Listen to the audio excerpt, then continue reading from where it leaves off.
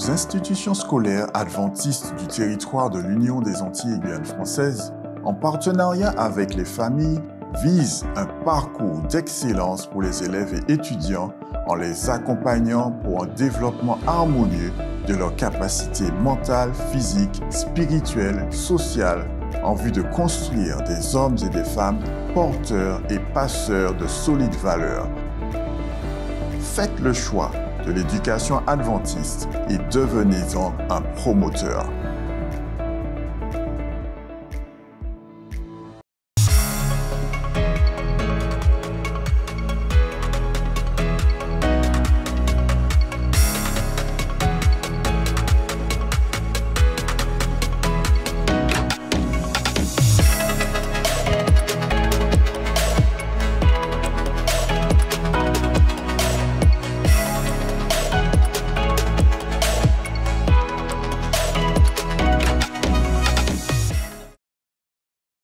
Chers téléspectateurs, salutations à tous.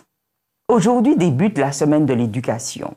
Nous louons Dieu pour l'implication de chacun pour l'avancement de la mission au sein de l'éducation adventiste.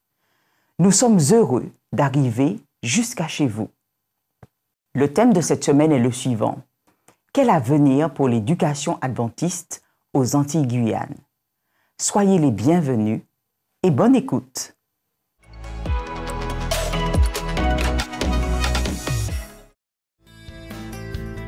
L'éducation chrétienne adventiste, quel avenir au XXIe siècle?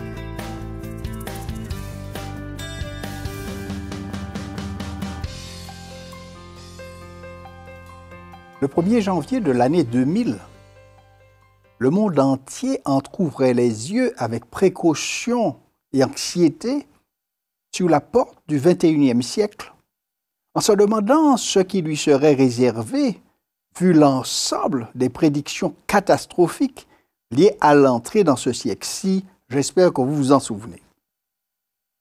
Dans le cadre de l'éducation, Didier Schmitt, conseiller scientifique auprès du président de la Commission européenne, déclarait dans une tribune au journal Le Monde, tribune intitulée « L'école doit s'adapter au XXIe siècle ». Il écrivait ceci, quelques extraits. Le monde devient plus complexe et c'est bien la gestion de la complexité qui sera le défi majeur du XXIe siècle. Si l'éducation préparait à un avenir, il faudra qu'elle prépare dès à présent à des avenirs. Dorénavant, la pensée ne doit plus être linéaire, mais transversale. La sectorisation de l'enseignement inhibe malheureusement la codisciplinarité à tous les niveaux. Même si l'on admet que l'innovation sera au rendez-vous à la croisée des technologies, les nano, bio, info, neuro, l'on oublie encore qu'il faut être capable d'intégrer en même temps les aspects sociétaux, culturels et autres. Qu'en est-il des écoles adventistes? L'éducation adventiste et ses principes répondent-ils aux exigences de ce XXIe siècle et sa complexité annoncée? Ont-ils un avenir? Lorsque les pionniers adventistes, vers la fin du XIXe siècle, comprirent l'urgente nécessité d'établir des écoles afin de donner une éducation chrétienne à leurs enfants, ils croyaient fermement que leurs écoles devaient prêcher le message des trois anges et remplir la mission de l'Église. Après différents débats, échanges, réflexions, c'est Ellen White qui les conduisit dans la définition de ce que devait être leur vision de l'éducation. Selon Ellen White, l'objectif ultime de l'éducation est de servir. Pour être capable de servir, il faut avoir une formation, tant dans le domaine intellectuel que moral. Les premiers adventistes s'entendaient généralement sur ces points. Premier point, le développement du caractère est crucial. Le deuxième, les matières scolaires courantes ainsi que les arts et les sciences sont importants. Et le troisième, la vision biblique du monde doit former la matrice dans laquelle se développe la connaissance chrétienne. Selon Ellen White, la véritable éducation implique bien plus que la poursuite de certaines études. Elle implique bien plus qu'une préparation à la vie présente. Elle intéresse l'être tout entier et toute la durée de l'existence qui s'offre à l'homme. C'est le développement harmonieux des facultés physiques, mentales et spirituelles. Elle prépare l'étudiant à la joie du service, qui sera le sien dans ce monde, et à la joie plus grande encore du vaste service qui l'attend dans le monde à venir. Cette conception de l'éducation rompait avec l'idée traditionnelle que l'éducation n'était liée qu'au processus académique qui conduisent à la formation d'un professionnel. D'après Ellen White, l'éducation va plus loin que les salles de cours. La vie est un apprentissage constant et chaque expérience doit produire de précieuses leçons qui mènent vers la formation de l'individu capable de se débrouiller efficacement dans la société où il vit et de plus vers la préparation pour devenir un citoyen du royaume de Dieu. En mettant en parallèle la conception de l'éducation d'Ellen White et les déclarations de Didier Schmid, Ellen White fait figure de pionnière dans cette compréhension de l'éducation qui est prônée par Didier Schmid comme étant capitale pour le XXIe siècle. Cette compréhension de l'éducation d'Ellen White date de la fin du XIXe siècle. Elle avait donc plus d'un siècle d'avance sur son temps, ce qui place ainsi l'éducation chrétienne adventiste comme précurseur des temps modernes en matière d'éducation. D'où la pertinence des principes d'éducation découlant de la conception de l'éducation des pionniers adventistes et l'urgence de leur application dans toutes nos institutions qui ne les auraient pas encore appliquées dans leur ensemble. En transposant ce concept à l'étape de l'enfance, il est clair que tout ce qui se passe dans la vie d'une personne doit la former pour être en plus d'un bon chrétien, un bon citoyen, un excellent travailleur, un époux ou une épouse exemplaire, un parent qui chemine vers les sentiers du salut. Les parents doivent donner à leurs enfants des opportunités d'expériences enrichissantes qui leur permettent d'atteindre les objectifs de l'éducation. Autrement dit, la véritable éducation ne se fait pas seulement sur des moments ponctuels ou isolés. C'est un processus permanent dans le quotidien de l'individu où les parents sont les premiers et les plus importants maîtres, puisque la principale leçon qu'ils offrent est leur propre vie. De ce point de vue, l'éducation des enfants commence avec l'éducation des parents. Ce qu'ils sont se répercutera dans ce que les enfants deviendront. Et cela correspond parfaitement à ce que Dieu avait ordonné à son peuple depuis la création de la nation israélite. Dans le livre du Deutéronome, au chapitre 6, versets 5 à 9, un extrait, nous trouvons « Ces commandements que je te donne aujourd'hui, tu les inculqueras à tes enfants, tu en parleras quand tu seras dans ta maison, quand tu iras en voyage, quand tu te coucheras et quand tu te lèveras. » Dans ce concept divin, l'éducation commence avec l'engagement des parents envers Dieu. Et l'éducation y est décrite comme une relation d'amour avec Dieu, elle-même reflétée dans l'amour pour sa parole. En effet, dans Jean 14, verset 15, nous trouvons cette parole de Jésus, « Si vous m'aimez, gardez mes commandements. » La meilleure préparation pour devenir un maître pour ses enfants s'obtient en aimant Dieu et en démontrant cet amour à travers une vie d'obéissance au Seigneur. À ce propos, Ellen White déclare, parlant du rôle des parents, « Nous pourrons intéresser nos enfants à la Bible si nous nous y intéressons nous-mêmes. Nous pourrons leur en faire aimer l'étude si nous l'aimons nous-mêmes. L'efficacité de notre enseignement dépendra de l'exemple que nous leur donnerons et de nos propres dispositions. » Ce qui est contraire à ce qui se passe dans beaucoup de foyers dits chrétiens. Les parents essayent de contraindre leurs enfants à être de meilleurs chrétiens qu'eux. En général, le résultat de ces efforts est un refus des enfants de la religion des parents, un rejet total. Religion qui leur semble vide, hypocrite et sans vie. À ce sujet, Wilma Kirkley suggère que la première leçon qu'un enfant doit apprendre sur Dieu est que le Créateur est digne de confiance. Il doit l'apprendre d'une manière pratique, en observant comment ses parents représentent Dieu dans le soin qu'ils lui donnent. Et elle ajoute que la meilleure manière d'enseigner l'enfant est l'exemple. Les parents doivent donc être les modèles de ce qu'ils souhaitent qu'ils deviennent. Cela, dit-elle, est le vrai accomplissement de l'exhortation faite par Dieu dans Deutéronome 6, 6 à 9, au lieu de citer constamment la Bible d'une manière lassante et improductive. Ce n'est pas en théorie qu'il faut ni qu'il fallait enseigner cela. Ceux qui veulent transmettre la vérité doivent mettre en pratique ces principes. Et c'est uniquement en faisant transparaître dans leur vie le caractère de Dieu, sa droiture, sa noblesse, sa générosité, qu'ils peuvent avoir de l'influence sur les autres. Leur façon de vivre socialement, en respectant les autres et la personne de l'enfant dans son intégrité, en prévenant et en rejetant toute forme de maltraitance, impacte et influe durablement sur la vie, le comportement et le devenir des enfants.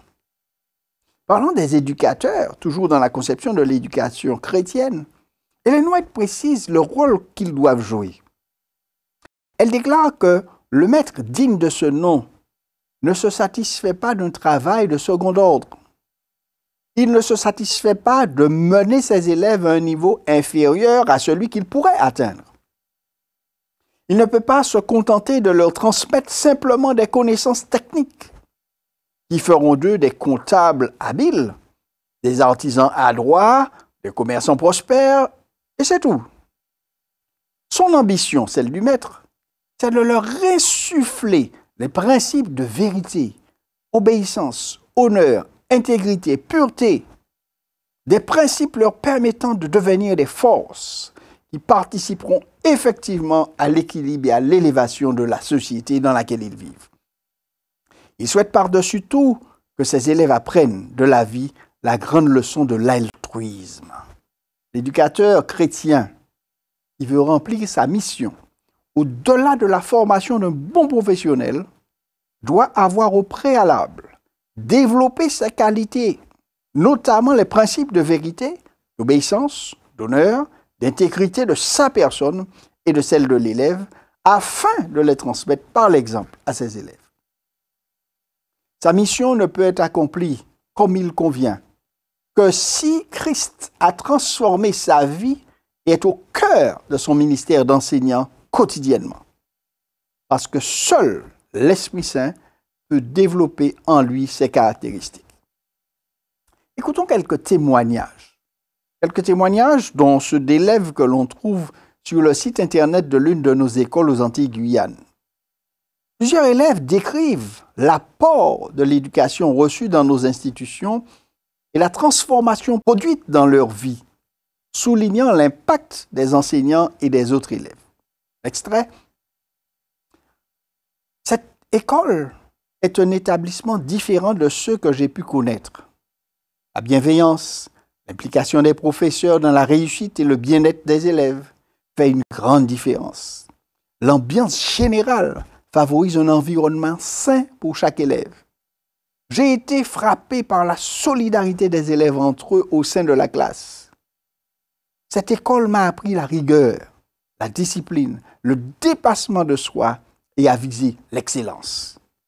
Tout autant de valeurs utiles dans la scolarité, mais aussi pour la vie en général, déclarait une élève. Autre témoignage, ceux de nos résultats académiques. Les résultats académiques de nos institutions scolaires, tant en Guadeloupe qu'en Martinique, sont excellents. Depuis plusieurs années, le taux de réussite au baccalauréat est de 100%. Nos institutions sont classées parmi les meilleurs lycées privés de France et de Navarre. Témoignages de parents à l'occasion d'une visite d'accréditation d'une de nos écoles primaires, des parents de tout horizon affirmaient leur satisfaction pour les valeurs que l'école apportait à leurs enfants. Valeurs qui pénétraient leur foyer, s'y installaient, notamment dans le domaine spirituel. D'autres témoignaient de changements survenus chez leurs enfants. Et plusieurs d'entre eux se disaient prêts à apporter leur concours de tout ordre au développement de l'école. Il ne manquait pas de signaler qu'ils faisaient autour d'eux de la publicité pour l'école. Lors d'un échange que j'ai eu avec un professeur de l'enseignement public qui a placé ses enfants dans l'une de nos écoles, il ne manqua pas de souligner que parmi les raisons de son choix, il y avait la qualité de l'enseignement et l'encadrement qui était offert aux élèves, couvrant l'ensemble des valeurs nécessaires à la construction d'un bon citoyen utile et efficace, et notamment l'équilibre entre le spirituel et l'académique. Mais il ajoutait qu'en dépit de tout, un aspect reste à améliorer: l'infrastructure des installations sportives de nos institutions. Et pour cela, disait-il, il peut aider financièrement afin de permettre cette évolution. L'objectif des expériences formatrices données à l'élève est d'influencer tout son être. Un grand nombre des systèmes éducatifs se sont trompés en se focalisant seulement sur un aspect de la personne, oubliant tout ce qui implique le développement de l'individu. Il y en a alors résulté un produit déséquilibré, comme par exemple d'extraordinaires techniciens sans sensibilité sociale ou d'excellents professionnels sans sens éthique, ou pire, des inutiles ascètes qui deviennent des parasites supposément spirituels. Dans sa définition de l'éducation, parlant du caractère intégral de l'éducation, Ellen White dit que le processus éducatif comprend tout l'être. L'engagement des parents et des éducateurs est le développement intégral de leurs enfants. Quelques-uns pensent qu'un système éducatif chrétien réussi est celui qui forme des personnes spirituelles, peu importe si le reste est médiocre. Non. L'éducation chrétienne a pour but l'excellence ici et maintenant et le salut pour la patrie céleste. George Knight, professeur émérite, souligne cette idée dans la déclaration suivante. L'éducation adventiste, dit-il, doit viser à développer tous les aspects de l'être humain et ne pas se concentrer uniquement sur l'aspect intellectuel, spirituel, physique, social ou professionnel. En somme, le but de l'éducation adventiste est l'épanouissement complet des êtres humains dans toute la période d'existence qui s'offre à eux, à la fois dans ce monde et dans le monde à venir. Dieu conçoit l'éducation comme un processus aux implications rédemptrices. Et le salut ne laisse de côté aucune dimension de l'être humain. Pour Dieu, tout ce qui nous concerne est important et toute faculté sera amenée à son plus haut niveau de développement pour être des serviteurs utiles. Une constante du peuple de Dieu, c'est qu'il a toujours eu un système éducatif. Il a adopté différentes expressions selon la réalité du moment historique. On peut citer quelques exemples, comme le système patriarcal, la dite école du désert, les écoles des prophètes. 2 ou 3 remarquables se sont impliqués, le prophète Samuel, le prophète Élie, le prophète Élisée, d'après le registre biblique. Et l'Église adventiste a la bénédiction de compter un des plus grands systèmes religieux éducatifs du monde. Des documents officiels de l'Église récapitulent son but de la façon suivante. La vraie connaissance de Dieu et sa compagnie dans l'étude et le service, sa ressemblance dans le développement du caractère devront être la source, le moyen et l'objectif de l'éducation adventiste du 6e jour. En conclusion, dans Éducation, chapitre 58, version numérique, Ellen White déclare « C'est pour nous, pour notre instruction, que furent enregistrées les expériences d'Israël. Cela leur est arrivé à titre d'exemple, et fut écrit pour nous avertir, nous pour qui la fin des siècles est arrivée, dit Paul dans 1 Corinthiens 10, verset 11. Pour nous, comme pour Israël de jadis, la réussite de notre éducation dépend de la fidélité avec laquelle nous suivons le plan du Créateur. Si nous adhérons au principe de la parole de Dieu, nous recevrons des bénédictions aussi grandes qu'auraient pu en recevoir les Hébreux. L'orientation divine n'a pas changé, mes amis. Elle est la même. Hier, aujourd'hui et demain. Il en est de même des principes de l'éducation adventiste basés sur l'orientation de l'éducation divine. Nous allons dans la bonne direction. Non seulement les résultats, mais les témoignages des élèves, des parents, des éducateurs l'attestent. L'éducation adventiste et ses institutions ont bien un avenir en ce 21e siècle aux Antilles-Guyane et ailleurs dans le monde. Parce qu'ils prennent en compte la personne dans son ensemble. L'urgence pour nous est de maintenir ce cap, de continuer à équiper nos établissements afin qu'ils répondent aux besoins actuels et à ne pas dévier d'un pouce et à préparer des citoyens pour servir dans la société contemporaine. Je voudrais terminer par cet appel à vous qui m'écoutez, à vous qui avez des enfants, qui voulez leur donner le meilleur pour affronter l'avenir et les équiper afin de faire face à toutes les situations qui pourront se présenter, là où ils se trouveront. Le monde étant devenu un grand village. Alors moi, je vous invite à ne pas hésiter à inscrire vos enfants dans nos écoles, à les faire connaître autour de vous, et à aider à l'amélioration de nos structures selon les moyens que le Seigneur mettra entre vos mains.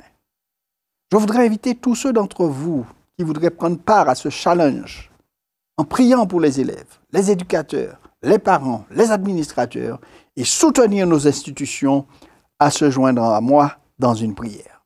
Prions ensemble. Éternel notre Dieu, oh, quand nous regardons en arrière et regardons aujourd'hui même, nous constatons combien tu as été bon envers nous et combien tu nous as donné les directions à suivre pour que l'éducation de nos enfants les prépare, tant pour ce monde que pour le monde à venir. Nous voulons te demander de nous aider à continuer ce travail commencé dès les temps anciens.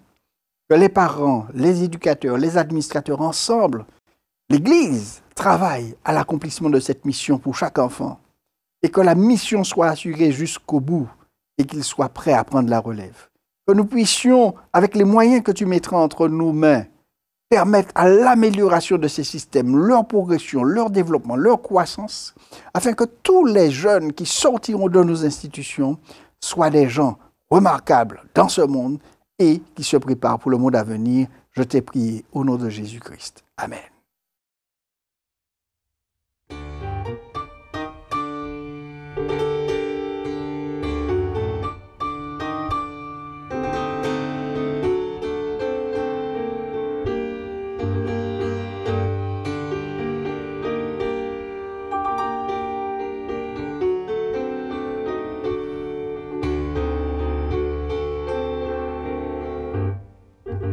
À la croisée des chemins, il nous faut faire un choix.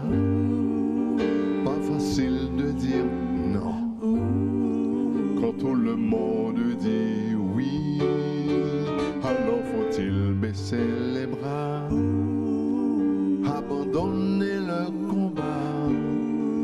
Mais qui dira au tout petit le grand amour de Jésus-Christ? Instruis l'enfant dès son jeune âge, parle-lui du Dieu d'amour et parle-lui de Jésus. Instruis l'enfant dans la voie qu'il doit suivre, oh oui, prends-le par la main et montre-lui le chemin. Instruis l'enfant dès son jeune âge, parle-lui du Dieu d'amour, parle-lui de Jésus. Instruis l'enfant dans la voie qu'il doit suivre, afin que devenu grand, il ne s'en détourne pas. Qui fit le ciel et la terre, les astres et l'univers? Où allons-nous, d'où venons-nous? Y a a-t-il un sens à la mort, à la vie? Évolution ou création? C'est là autant de questions. Mais qui dira au tout petit le grand amour de Jésus-Christ? Est-ce oui l'enfant dès son jeune âge? Parle-lui du Dieu d'amour, parle-lui de Jésus. Est-ce oui l'enfant dans la voie qu'il doit suivre? Oh oui, prends-le par la main et montre-lui le chemin. Est-ce oui l'enfant dès son jeune âge? Parle-lui du Dieu d'amour et parle-lui de Jésus. Est-ce oui l'enfant dans la voie qu'il doit suivre, afin que devenu grand, il ne s'en détourne pas?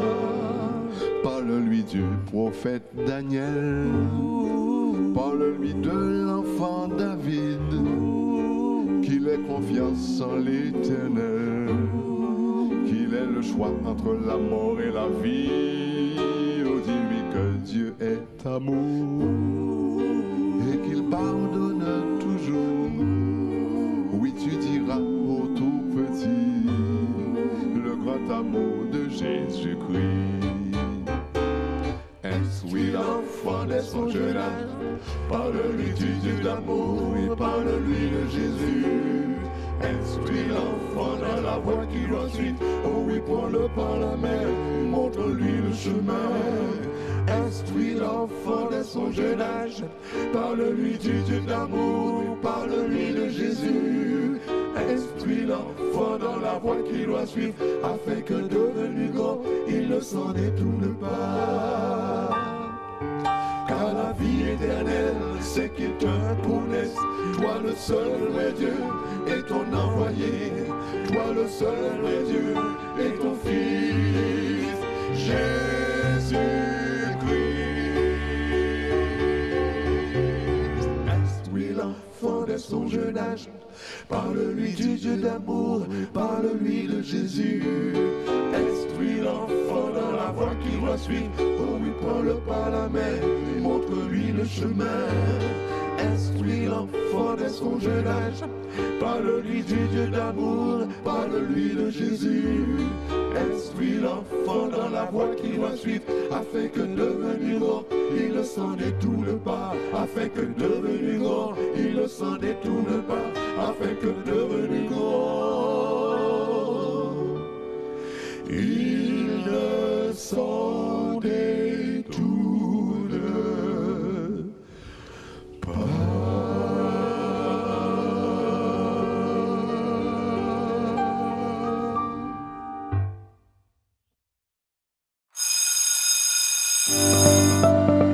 Nos institutions scolaires adventistes du territoire de l'Union des Antilles et Guyane française, en partenariat avec les familles, visent un parcours d'excellence pour les élèves et étudiants en les accompagnant pour un développement harmonieux de leurs capacités mentales, physiques, spirituelles, sociales, en vue de construire des hommes et des femmes porteurs et passeurs de solides valeurs. Faites le choix de l'éducation adventiste et devenez-en un promoteur.